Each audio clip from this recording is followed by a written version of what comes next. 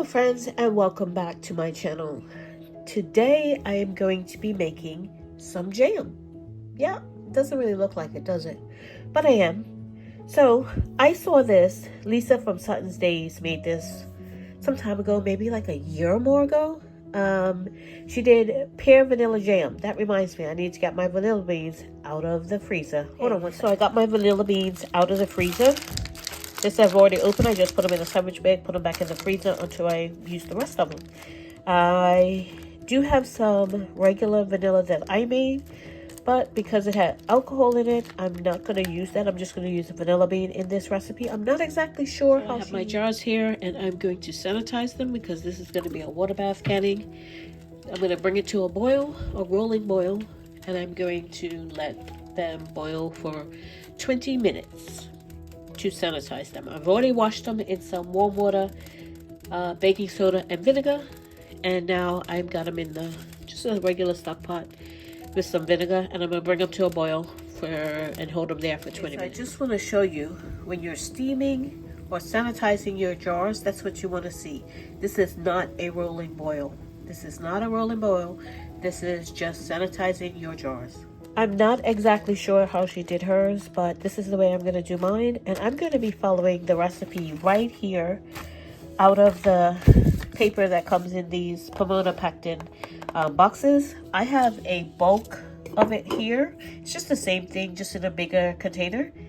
And I am going to be using the recipe that comes right here in the little flyer. So I'm doing pear, and it's a jam instead of a jelly. So I have pears here.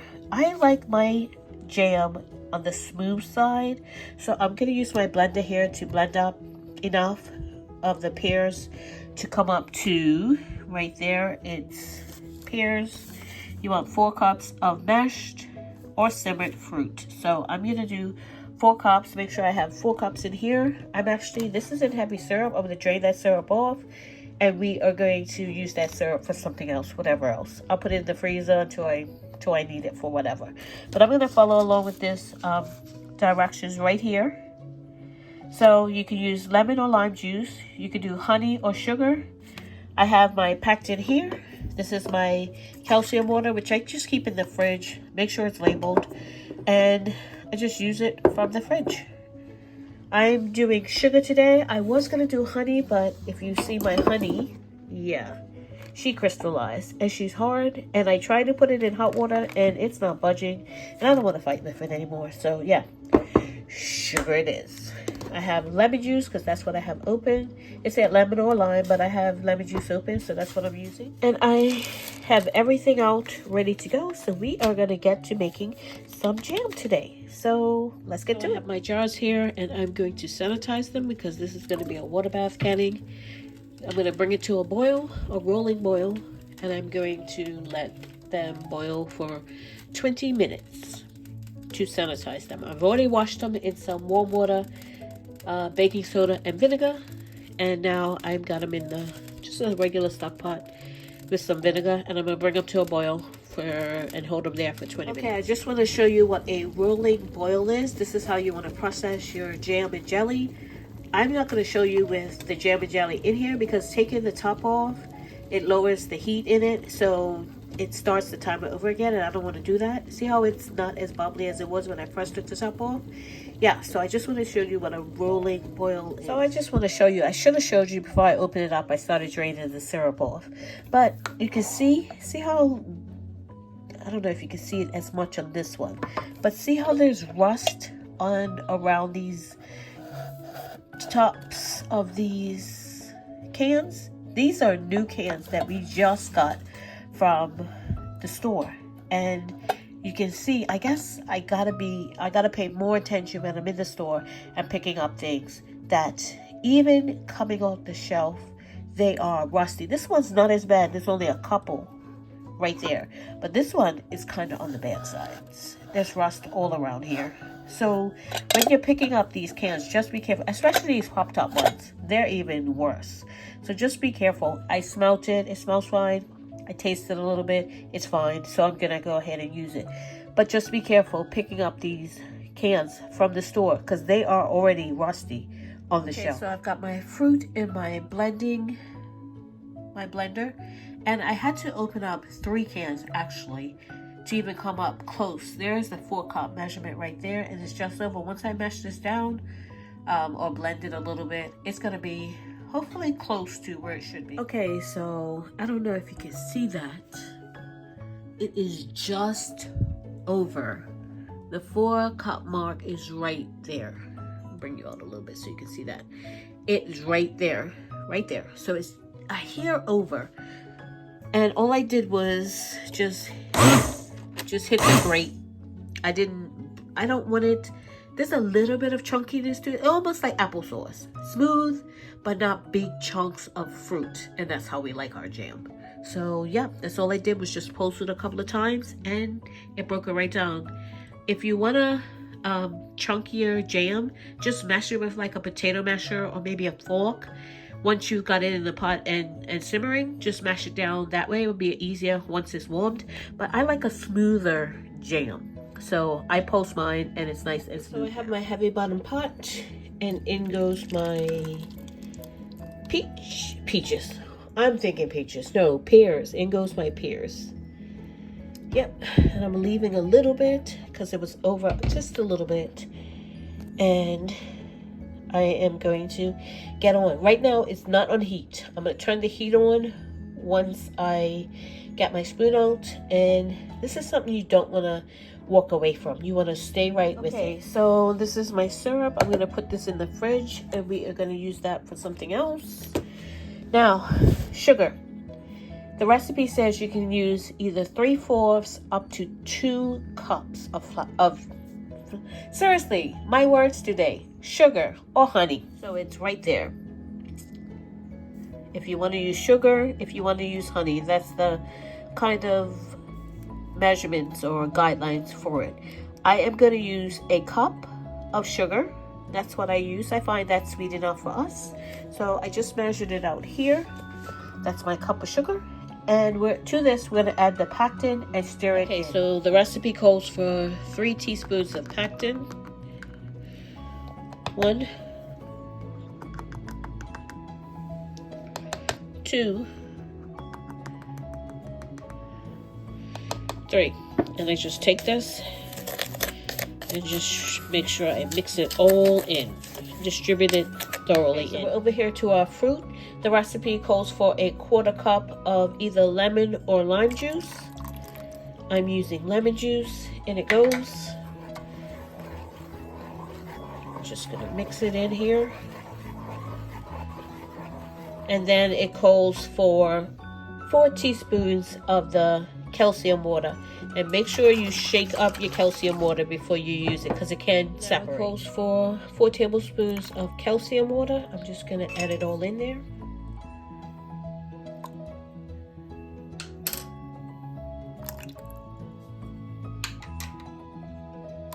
And that is number 4.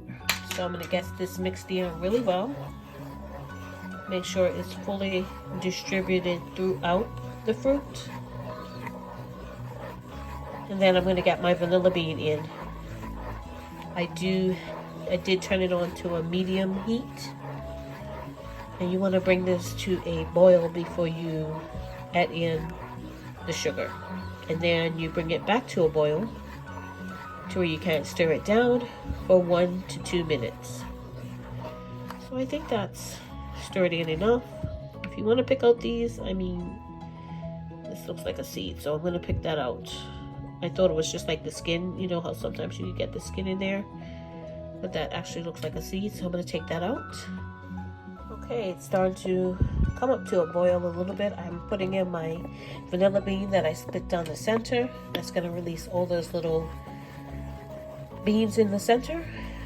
And make sure you fish that out before you jar it up.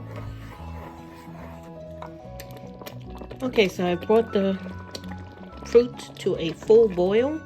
As you can see, I've got my vanilla in. I've taken the vanilla bean out.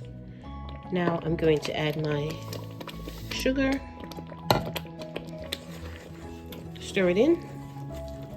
I'm going to continuously stir for 1 to 2 minutes. Okay, so I removed my jam off the heat, and here it is. I have my jars. I don't know if you can tell how hot they are, but they're hot. You can see and I'm gonna start filling my jars to a 1/4 inch headspace.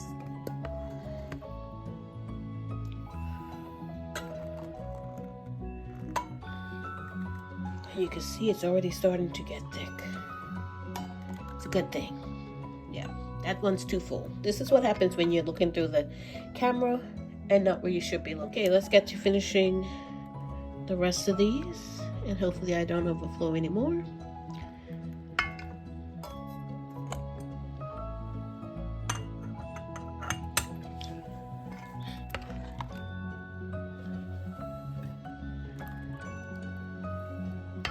Okay, so this next part is really, really, really important, especially when you're doing a jam or a jelly, because it's sweet and it can get around the rim and impede the seal. Your vinegar, paper towel, or towel or dishcloth, or whatever you want to use that's clean, wet it with the vinegar, and we're going to go around the rim of the jars, paying special attention, and I'm turning it every single one. Usually I go around once with it in the same position and then go back turning it, but since it's jam and jelly and I already know that I got some on there, I'm going to turn it every one and go back and turn it every one a second time. And of course I'm going to be using my 4-jar canning lids. I washed them, I put them in some vinegar, I put some vinegar in the water, and I put them in warm water. It's not like boiling hot. Okay, my rims are nice and clean. I went over them twice, changing the position of the paper towel every single time, so I know they're nice and clean. So now I'm just going to take my magnetic wand and I'm going to put on my lids. See if I can do this sort of looking through the camera, trying to straighten them up as best as I can, because I don't want any of that, and not make a mess, any of that jam to be around the rim of the jar. So I'm gonna get this finished up and I'll come back with the okay, so I've got all my 4-jar canning lids on, and I'm just going to put the rings on, and we want to do them to the fingertip tight. That's it, fingertip tight. Even in a water bath canner, you want to do fingertip tight.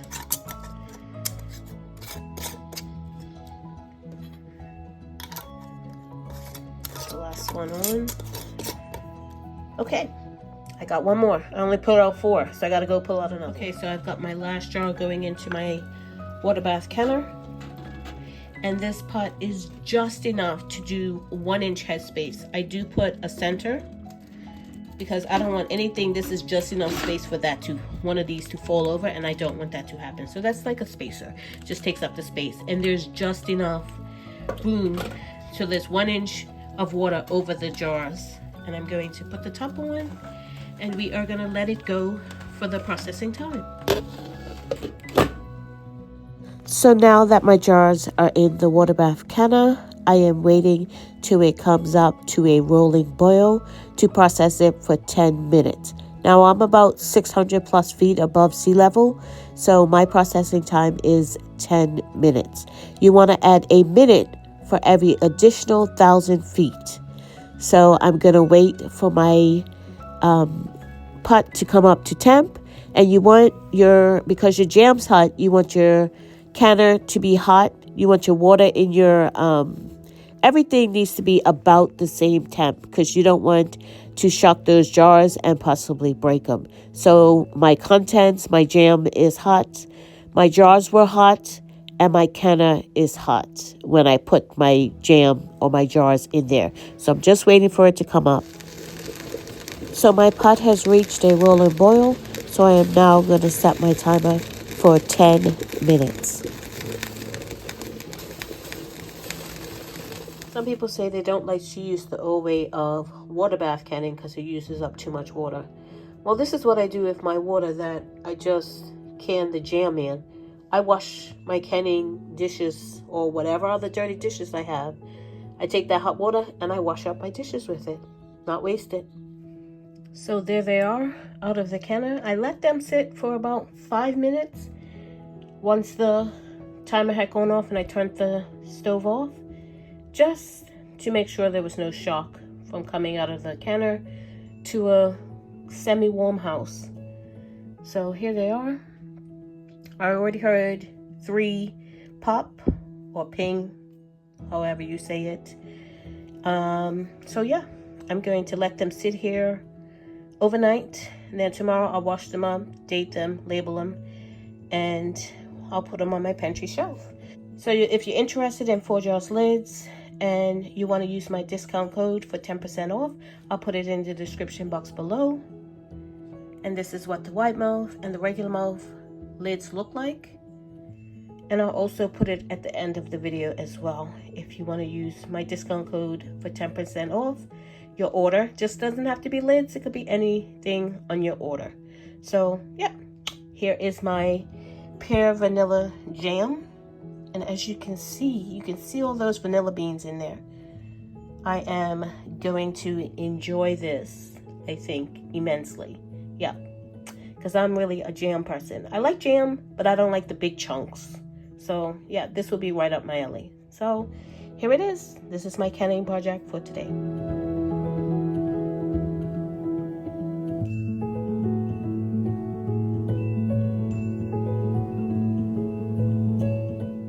Thank you so much for watching. If you haven't subscribed, please subscribe and click that notification bell to be notified when I upload videos.